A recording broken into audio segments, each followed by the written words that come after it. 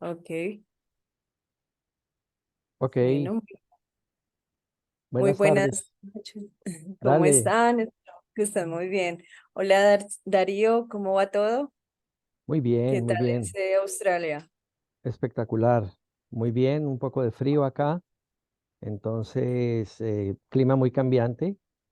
Realmente estoy en una ciudad donde uno no sabe bien cómo se va a desarrollar el día, absolutamente incierta, pero bueno, Sí.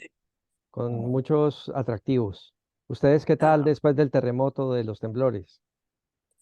bueno, siempre fue muy duro el tema. Nada, siempre asustó a más de uno. Y un poco complicado, pues también porque se dieron varias réplicas, ¿no? La incertidumbre, eso es como esa película en la que usted cree que solo lo va a ver en la película y no lo va a vivir como tal. Entonces he tenido la oportunidad de hablar con varias personitas después de ello y en verdad que no ha sido tampoco tan fácil el poder asimilar y ahorita viene el tema del temor, ¿no? De cómo manejar esos miedos y saber si va a ocurrir algo de nuevo en la misma dimensión o incluso peor. Pero bueno, ahí estamos, a Dios gracias, con vida.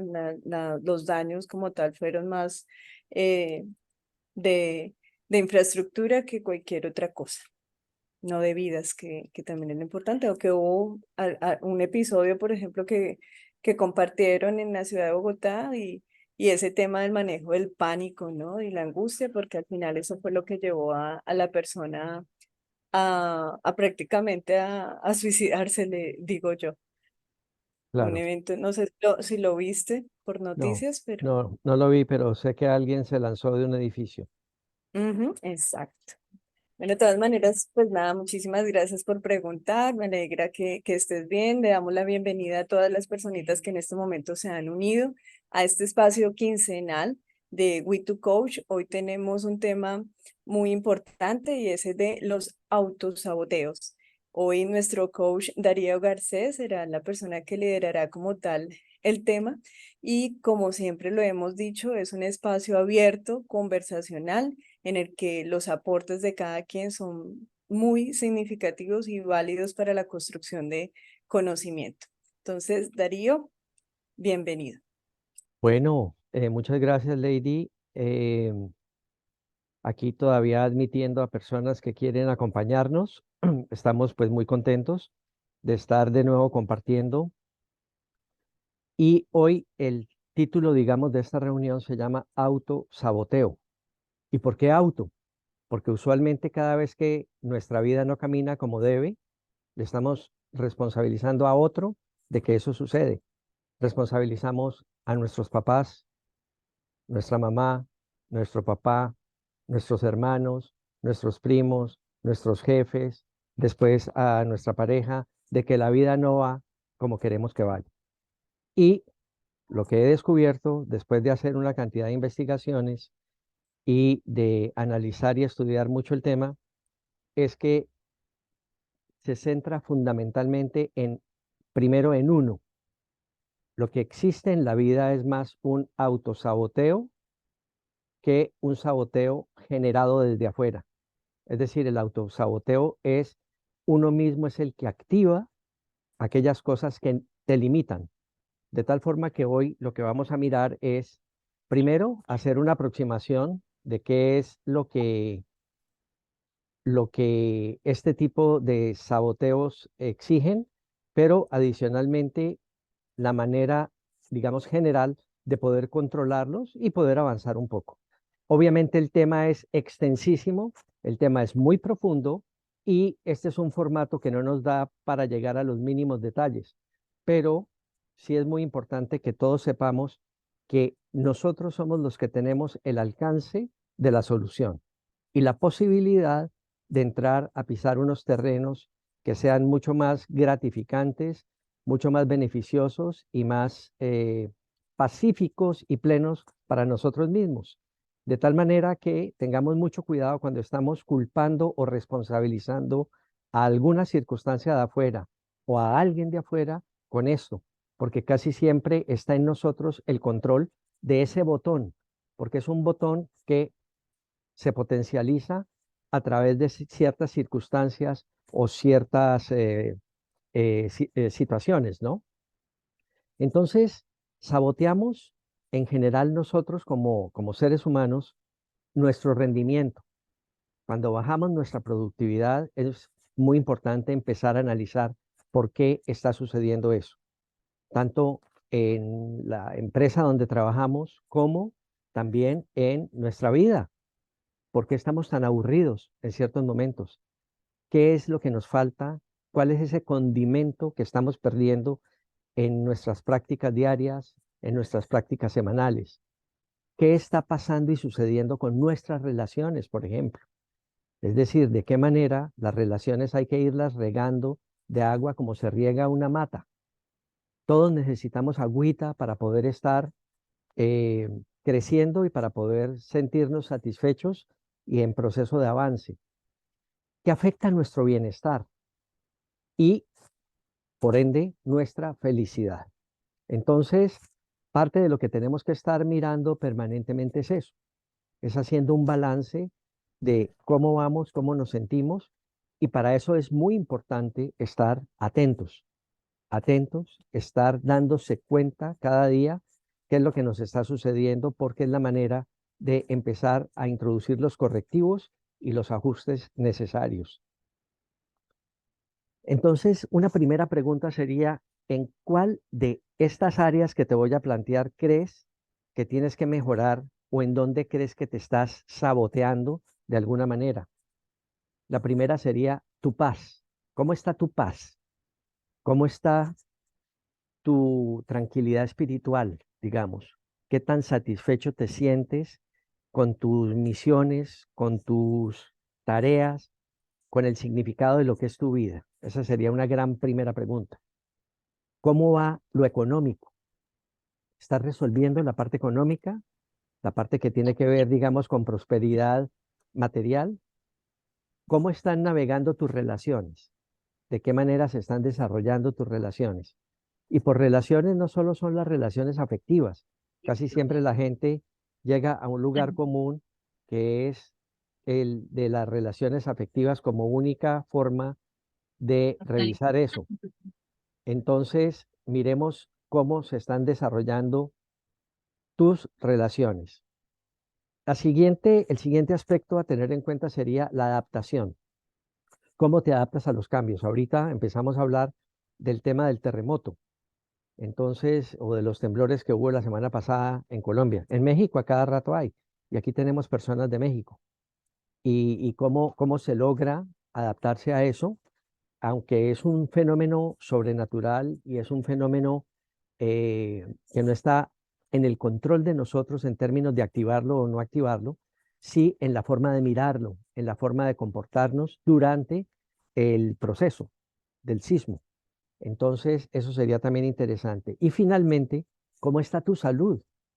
¿Cómo está tu salud? Porque independientemente de los años que tengas, la salud también es un patrón que hay que entrar a controlar y a diagnosticar y a monitorear.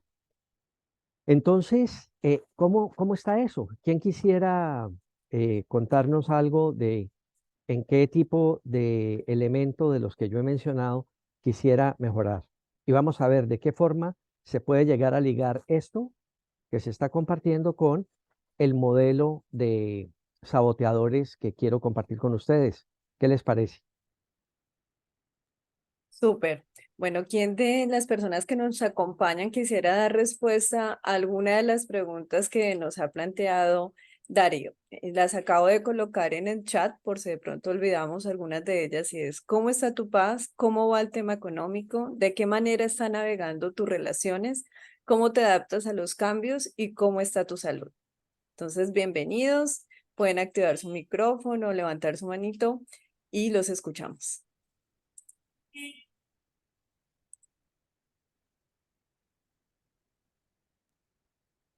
Bueno, voy a arriesgarme yo. Dale, Ah, bienvenido. dale, Comenzando pues. por la paz. Yo estoy en la búsqueda permanente de la paz. En mi tema muy espiritual, muy cercano. Creo estar muy cercano, me siento muy cercano brego por estar muy cercano, en mi caso, a Jesús, a la Virgen. Hago mis oraciones,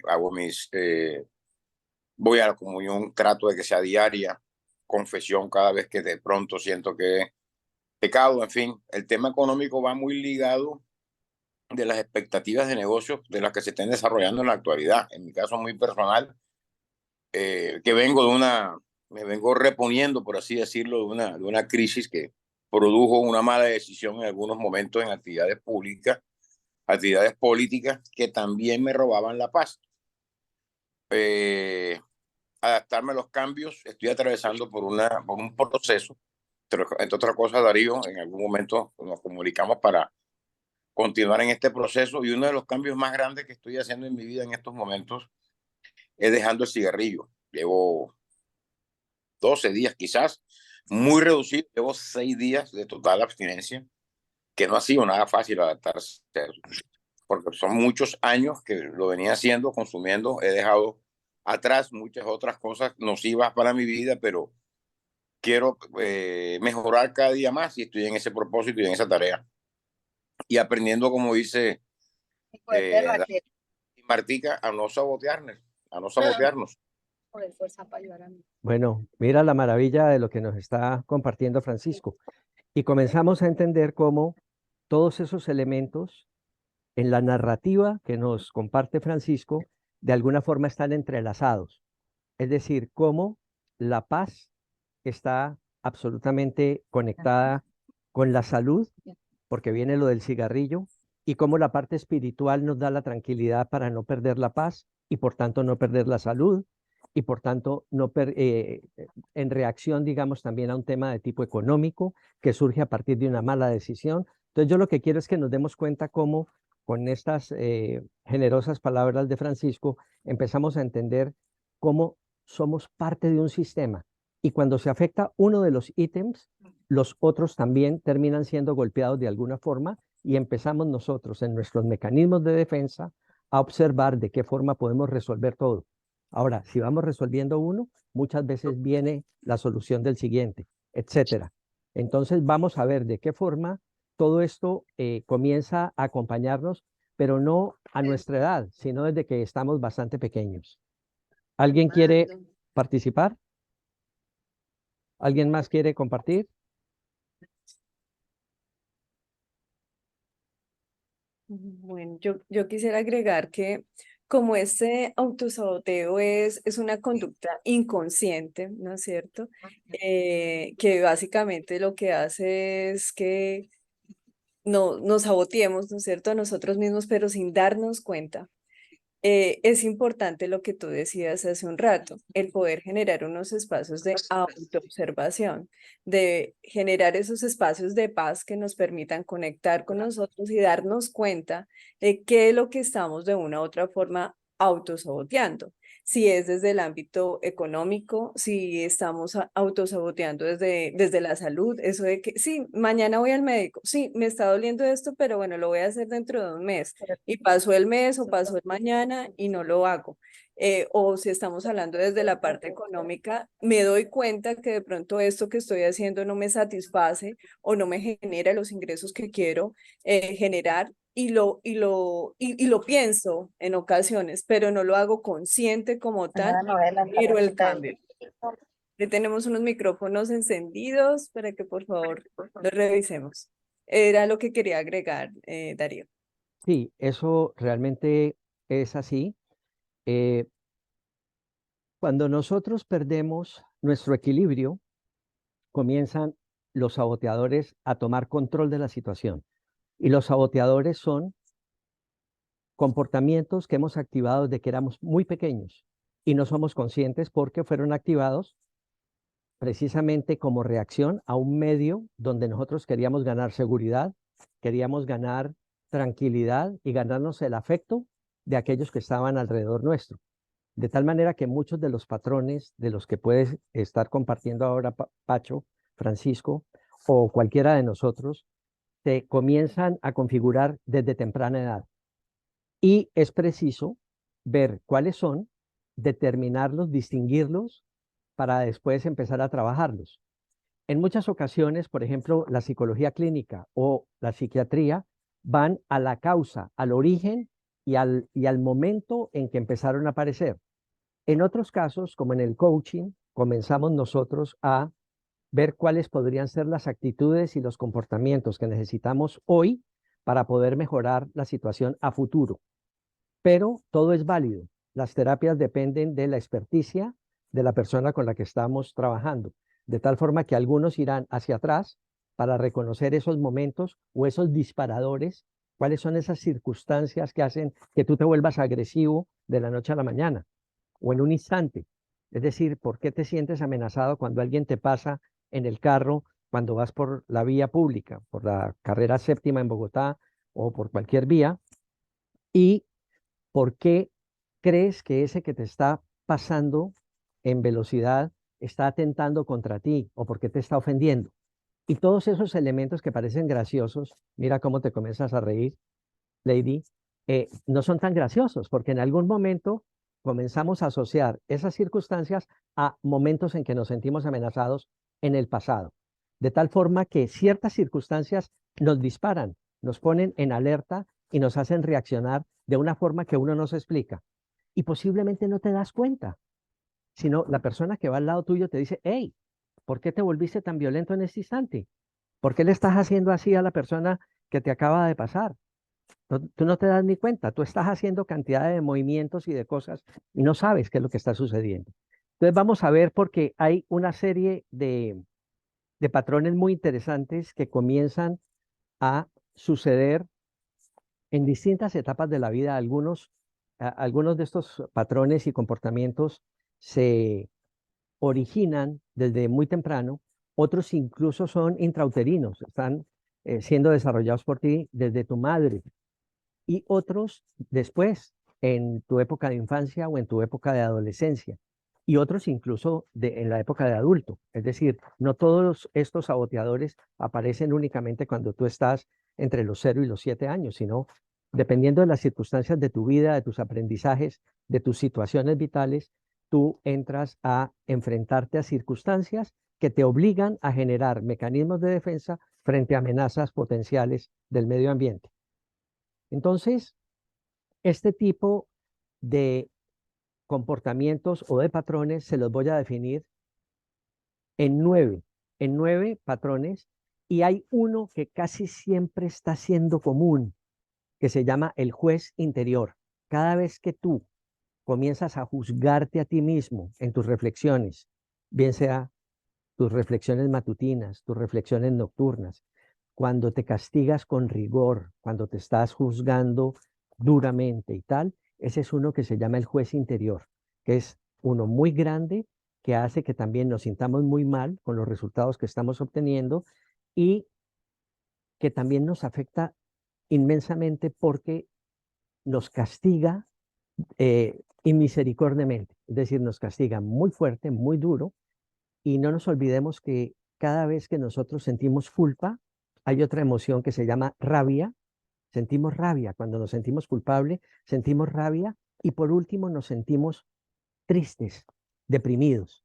De tal forma que casi siempre esos trillizos de las emociones, esos trillizos emocionales que son culpa, rabia y tristeza, aparecen y se configuran en distintas etapas cuando estamos enfrentando duelos, etcétera. Pero voy a hablar de algunos de estos y yo quisiera que ustedes me dijeran en cuál o con cuál de estos se sienten más o menos identificados. Tenemos uno que para mí es muy simpático, que yo llamo el controlador o el controller. El controlador es aquel que surge cuando queremos controlar todas las situaciones, cuando queremos controlar a las personas que están al lado nuestro, cuando nos ponemos en modo mamá y tratamos a los demás como si fueran nuestros hijos. No hagas esto, ten cuidado con esto, mira que aquí hay un peligro, no vayas a este sitio porque tal cosa. Verifica muy bien cuando estés hablando con esta persona que no te diga esto, esto y esto. Mira muy bien en estas circunstancias qué es lo que tienes y qué es lo que no debes hacer, etcétera, etcétera. Están muy afanados porque todo sea controlado, porque todo esté en orden. Creo que algunos de nosotros tenemos ese indicador ese patrón o ese saboteador que se llama el del control. ¿Y por qué saboteador? Porque cuando no tenemos el control nos vamos a sentir dramáticamente mal. Nos sentimos perdidos, nos sentimos que no tenemos los recursos adecuados en nuestras manos, sino que estamos víctimas de unas circunstancias que no controlamos. Estoy seguro que te ha pasado en relaciones afectivas, estoy seguro que te ha pasado en relaciones laborales, estoy seguro que te ha pasado en proyectos que has avanzado en la parte profesional o existencial y a veces las cosas no han sucedido como tú habrías querido que sucedieran. Tenemos otro que es el hiperlogrador. El hiperlogrador es la persona que siempre necesita aplausos, reconocimientos del público, bien sea de los hermanos y que le digan, oh, Darío, eres muy capaz, oh, lo puedes hacer, lo hiciste perfecto, muy bien, excelente. Siempre el reconocimiento que viene de afuera y nos olvidamos de entender que ese tipo de reconocimientos es bien importante que vengan desde adentro. Hay gente que está permanentemente necesitando el aplauso y eso habría que mirar en qué tipo de circunstancias sucede en cada uno de los casos. Hay otras personas que son generalmente insatisfechos. Obtienen un resultado, obtienen un logro, obtienen un objetivo y no les gusta. Después se trazan otra meta, la logran y tampoco están satisfechos. Y nunca están satisfechos. En el caso, por ejemplo, de este tipo de conductas, en términos económicos, por ejemplo, quieren ganar $1.000.000, logran el $1.000.000 y después quieren ganar 5, y después 10, y después 15, y pueden llegar a $50.000.000 y no están contentos con lo que han hecho. De tal forma que son los generalmente insatisfechos. O si lo quieres ver en términos de carrera, quieren ser presidentes de una compañía, logran ser presidentes, después quieren ser gobernadores de un departamento, son gobernadores y nunca es suficiente para ellos. Ahí estaría planteando 3 de los 9 que hay. ¿Cómo les parece? Existen también los perfeccionistas. Los perfeccionistas son aquellos que son perfectos arreglando la ropa, poniendo las cosas en el sitio preciso, el florero en tal sitio. Si ven que un cubierto está desalineado, sufren. Si ven que la persona que está al frente no cogió bien la servilleta, sufren. Son perfectos en todo, sufren mucho. ¿Por qué? Porque estamos rodeados de imperfectos. Entonces, si tú eres perfecto, no nos olvidemos que los perfectos o la perfección tiene prioridades y categorizaciones que son muy específicas. ¿Quién ha dicho que la perfección está en discriminar las cosas por color y no por tamaño? O en discriminar las cosas por forma y no por contenido, etcétera. Entonces, el perfeccionista siempre, todos estos que he mencionado, van a estar sufriendo muchísimo. El controlador porque no controla todo. El hiperalcanzador o el hiperlogrador porque no logra todo. El insatisfecho porque nada lo satisface. El perfeccionista porque las cosas no son perfectas. Inclusive el perfeccionista no es perfecto. Entonces cada vez que comete un error se vuelve una catástrofe. Es como si hubiera habido un terremoto adentro de él. Hay personas también que son complacientes y esos complacientes son aquellos que están dispuestos a servir y se olvidan de que están viviendo una vida propia que también merece ser tenida en cuenta, pero están en función de los demás.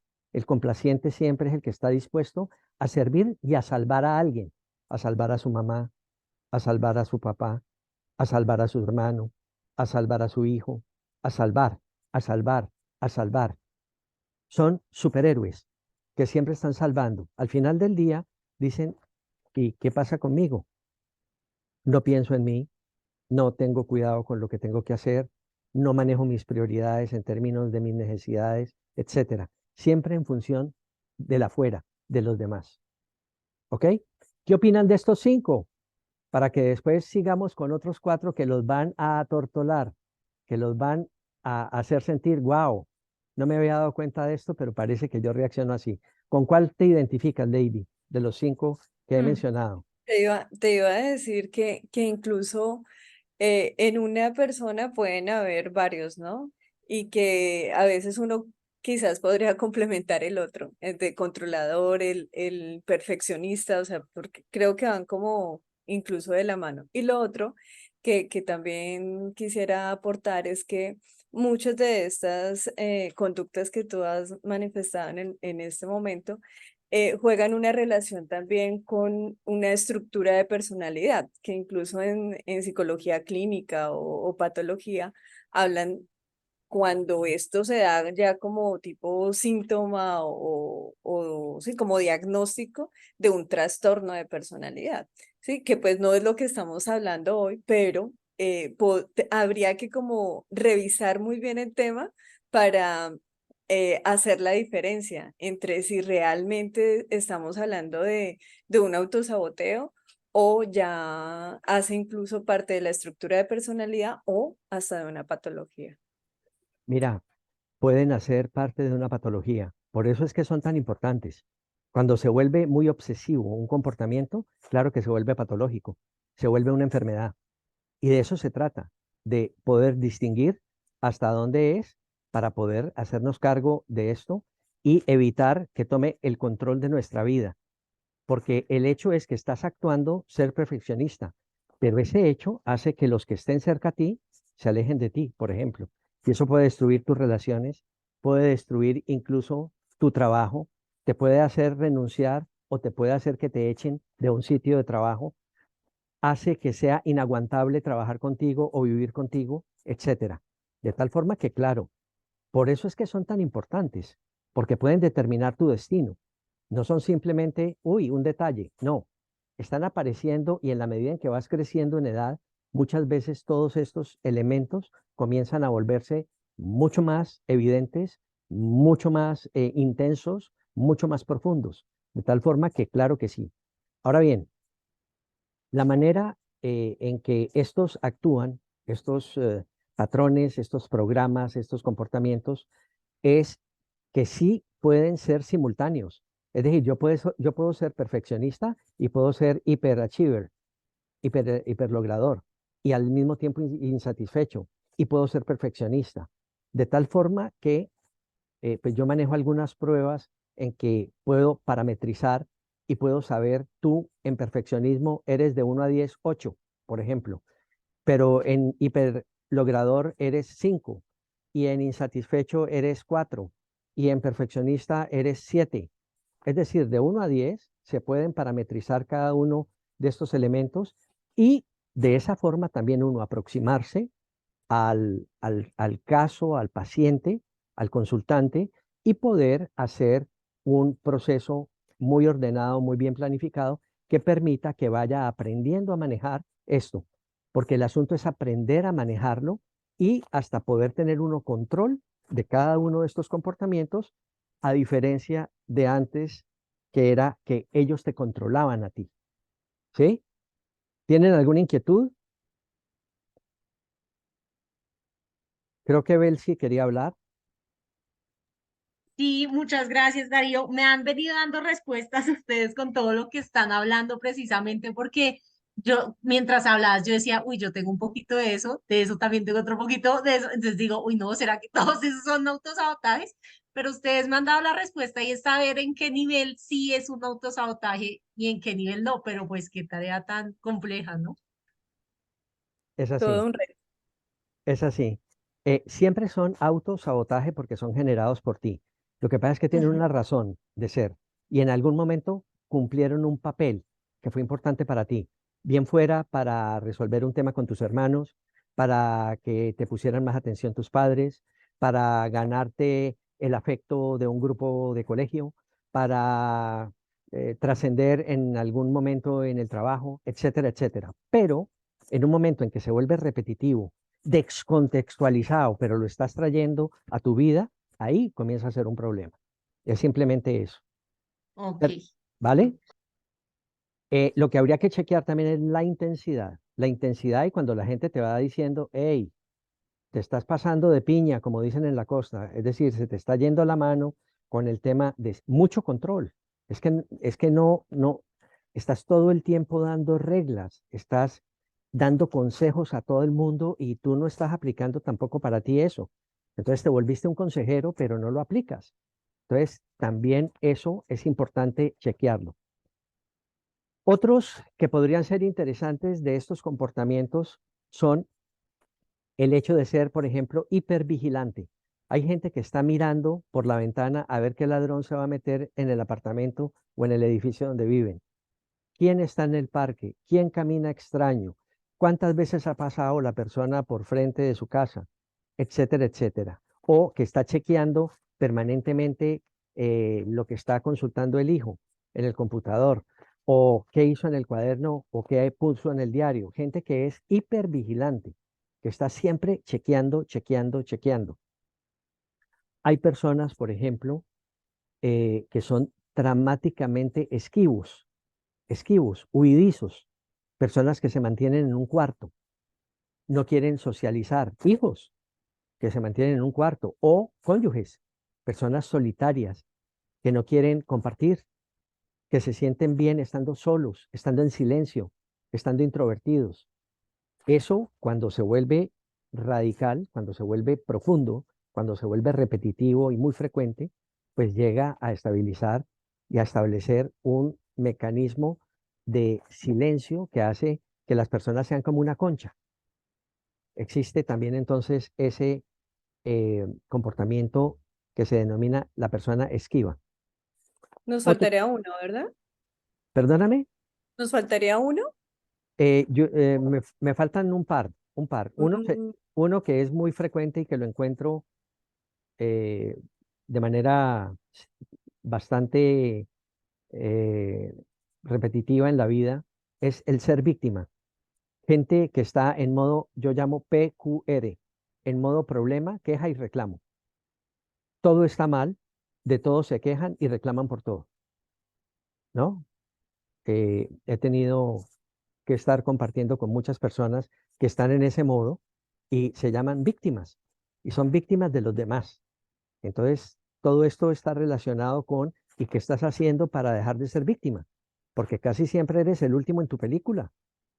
¿Qué está pasando para que tú te vuelvas protagonista? No con el ánimo de hacerle mal a nadie, ni con el ánimo de hacer las cosas que a ti te den la gana por encima de los demás, pero que los demás no te afecten de la forma en que te afectan. No sé si soy preciso en eso. Y hay otra gente que es dramáticamente fría, poco emotiva, poco emocional. Se muere alguien de la familia y no producen una lágrima. Los botan del trabajo, les parece que es normal, que son los hiperracionales, que están actuando mucho desde la frialdad y desde qué es la manera en que se debe reaccionar donde las emociones no existen. Entonces ocultan, reprimen y suprimen cualquier tipo de emoción porque la emoción para ellos es síntoma de debilidad. ¿Qué opinan con esos patrones que hemos compartido? ¿Sería las- importante aprender a manejarlos o no? Lady, ¿qué opinas? claro. No, claro que sí. Pues nada, nos quedan 3 minuticos prácticamente para terminar este espacio. Entonces, yo tomé apunte de los 9.